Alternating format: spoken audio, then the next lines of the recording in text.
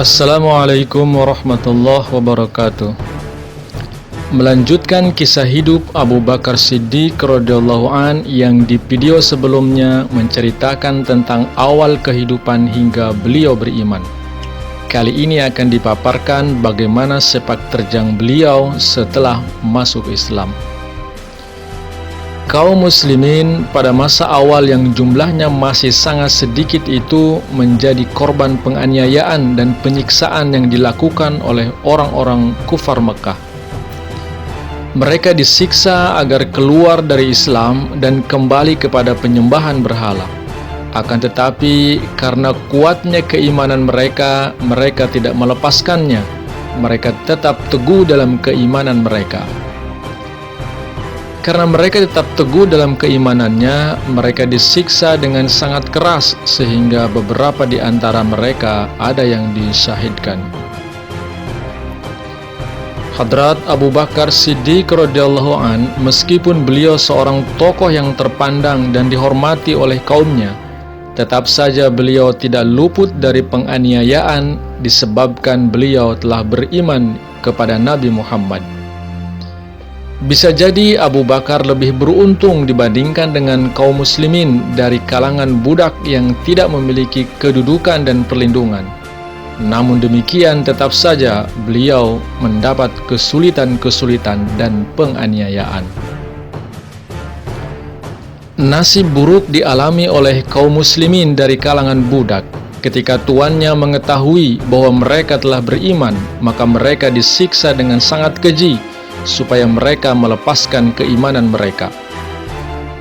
Mengetahui keadaan itu, Hadrat Abu Bakar berusaha menolong mereka. Beliau membeli mereka dari para pemiliknya dengan uang beliau sendiri. Kemudian beliau membebaskan mereka. Bilal bin Rabah misalnya, seorang budak berkulit hitam. Beliau disiksa habis-habisan oleh tuannya, Umayyah bin Khalaf. Akan tetapi Bilal tetap teguh dalam keimanannya. Hadrat Abu Bakar kemudian menebus Bilal dan membebaskannya. Tercatat Abu Bakar membebaskan sebanyak 8 orang budak, 4 pria dan 4 wanita, dengan menghabiskan sebanyak 40.000 dinar dari uang pribadinya sendiri. Sebagian besar budak yang dimerdekakan oleh Abu Bakar adalah wanita atau pria tua dan lemah. Orang-orang itu adalah Bilal bin Rabah, Abu Faqih, Ammar bin Yasir, Abu Fuhairah. Kemudian para wanita itu adalah Lubainah, An-Nahdiyah, Ummu Ubais, Harisah binti Al-Mu'ammil. Sekitar tahun 615 Masehi, Rasulullah SAW memerintahkan sekelompok umat Islam untuk hijrah ke Abyssinia, sekarang Ethiopia. Hal itu dilakukan untuk menyelamatkan diri dari kekejaman-kekejaman yang dilakukan oleh orang-orang kafir Mekah. Kemudian, 2 tahun setelah itu, kaum Quraisy Mekah melakukan boikot terhadap Rasulullah SAW dan kaum muslimin, juga Bani Hashim. Mereka diasingkan di lembah Abu Talib, tidak boleh ada orang yang berhubungan apapun dengan mereka. Pemboikotan sosial itu berlangsung selama 3 tahun dan mengakibatkan paman dan pelindung Rasulullah SAW, Abu Talib dan Khadijah, meninggal. Hadrat Abu Bakar radhiyallahu an juga tidak luput dari penganiayaan kaum kafir Mekah, sehingga konon katanya beliau pun berencana untuk hijrah ke Yaman untuk kemudian ke Abyssinia. Namun di tengah perjalanan beliau bertemu dengan seorang temannya bernama Ad-Duhna atau Ibnu Daginnah, kepala suku Qar'ah di luar kota Mekah. Ia melarang Abu Bakar meninggalkan Mekah. Ia berjanji akan melindungi Abu Bakar dari penganiayaan kaum kafir Quraisy. Abu Bakar pun kembali ke Mekah, tetapi segera karena tekanan Quraisy, Abu Dughna terpaksa melepaskan perlindungannya, sehingga kaum Quraisy bebas menganiaya Abu Bakar. Penganiayaan terhadap kaum muslimin terus-menerus berlangsung, bahkan makin meningkat. keadaan makin tambah sulit di Mekah, seolah tidak ada lagi tempat yang aman bagi Rasulullah Shallallahu Alaihi Wasallam dan kaum muslimin. Kurang lebih 13 tahun lamanya, Rasulullah Shallallahu Alaihi Wasallam dan kaum muslimin tetap teguh dan bersabar atas segala macam penganiayaan yang dilakukan oleh orang-orang Mekah. Dalam keadaan seperti itu, maka atas petunjuk dari Allah Ta'ala, Rasulullah Shallallahu Alaihi Wasallam memerintahkan kaum muslimin untuk hijrah ke Yasrib atau Madinah.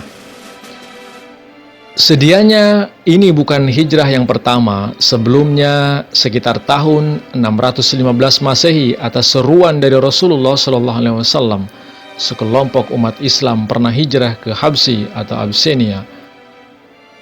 Kali ini seluruh umat Islam, baik laki-laki, kaum wanita, orang tua, anak-anak, mereka semuanya meninggalkan kampung halaman mereka, meninggalkan rumah dan harta benda mereka demi mengutamakan agama dan keimanan mereka.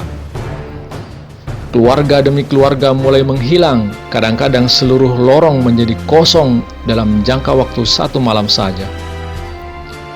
Pada pagi hari, kaum Mekah mendapatkan pintu-pintu terkunci dan mengetahui bahwa penghuninya telah hijrah ke Madinah. Pengaruh Islam yang bertambah besar itu menjadikan mereka tercengang dan keheranan. Akhirnya, tidak ada seorang muslim pun tinggal di Mekah kecuali beberapa budak yang telah baiat, Rasulullah SAW, Abu Bakar, dan Ali bin Abi Thalib. Kaum kufar Mekah menyadari bahwa tokoh utama yang mereka incar pun, yaitu Rasulullah SAW, juga pasti akan pergi. Para pemimpin kaum Mekah berkumpul di Darun Nadwah dan akhirnya mengambil keputusan untuk menyergap dan membunuh Rasulullah SAW. Ternyata waktu yang mereka tetapkan untuk membunuh Rasulullah SAW tanpa mereka ketahui sama waktunya dengan rencana kepergian Rasulullah SAW ke Madinah. Malam itu, saat para pemuda pilihan dari berbagai kabilah di Mekah berkumpul di hadapan rumah Rasulullah SAW dengan maksud membunuh beliau, Rasulullah SAW melenggang keluar dari kegelapan malam itu. Mereka maju dengan sangat hati-hati, dan ketika Rasulullah SAW berlalu di hadapan mereka, mereka menyangka beliau SAW orang lain. Mereka tidak menduga bahwa Rasulullah SAW akan seberani itu berlalu di hadapan mereka yang telah siap untuk membunuhnya. Kemudian ketika mereka masuk ke dalam rumah, ternyata yang terdapat di kamar Rasulullah SAW adalah Ali bin Abi Thalib radhiyallahu anhu. Sedangkan orang yang mereka buru telah lolos di hadapan mata mereka sendiri. Rencana jahat mereka yang telah mereka susun dengan matang ternyata mengalami kegagalan. Sementara itu, ditemani oleh Abu Bakar Siddiq radhiyallahu anhu, Rasulullah SAW meninggalkan Mekah. Dalam perjalanan yang berbahaya itu, mereka berlindung di Gua Sur yang terletak di atas sebuah bukit, kira-kira 3 atau 4 mil dari Mekah. Ketika kaum Mekah mengetahui tentang lolosnya Rasulullah SAW, mereka berkumpul dan mengirim satu pasukan untuk mengejar Rasulullah SAW dan Abu Bakar radhiyallahu anhu. Dipimpin oleh seorang pencari jejak yang berpengalaman, mereka tiba di Gua Sur. Sambil berdiri di muka mulut gua itu, tempat Rasulullah SAW dan Abu Bakar bersembunyi, pencari jejak itu mengatakan bahwa Muhammad ada di dalam gua itu. Abu Bakar mendengar ucapan si pencari jejak itu sehingga beliau menjadi sangat khawatir. Musuh hampir dapat menangkap kita, bisiknya kepada Rasulullah SAW. Jangan takut, Allah beserta kita, jawab Rasulullah SAW. Abu Bakar mengatakan, saya tidak takut akan diri saya sendiri, tetapi saya takut akan keselamatan engkau. Sebab jika saya mati, saya hanya seorang manusia biasa. Tetapi jika engkau mati, itu berarti matinya agama dan semangat. Walaupun demikian, jangan takut. Rasulullah SAW meyakinkan, kita bukan berdua dalam gua ini, ada wujud yang ketiga, Allah. Di luar para pemburu itu tidak percaya dengan apa yang dikatakan si pencari jejak, Rasulullah SAW dan Abu Bakar tidak mungkin bersembunyi di gua yang sempit itu. Seperti itulah pertolongan Allah Subhanahu wa Ta'ala. Mereka bahkan tidak memiliki keinginan untuk sekedar menengok ke dalam gua yang sempit itu. Para pemburu itu sangat dekat dengan buruan mereka, namun mereka meninggalkannya, sehingga upaya jahat mereka pun kembali gagal. Rasulullah SAW dan Abu Bakar radhiyallahu an tinggal 3 hari lamanya di gua itu. Setelah itu mereka berangkat ke Yasrib dan dibantu oleh seorang penunjuk jalan yang telah disewa. Diperkirakan Senin 12 Rabiul Awal atau 2 Juli 622, Rasulullah SAW dan Abu Bakar tiba di perkampungan Quba dekat Madinah. Akhirnya dengan pertolongan Allah Ta'ala, Rasulullah SAW dan Abu Bakar sampai di Madinah dengan selamat. Simak kelanjutan kisah biografi Abu Bakar ini di video berikutnya. Terima kasih. Assalamualaikum warahmatullahi wabarakatuh.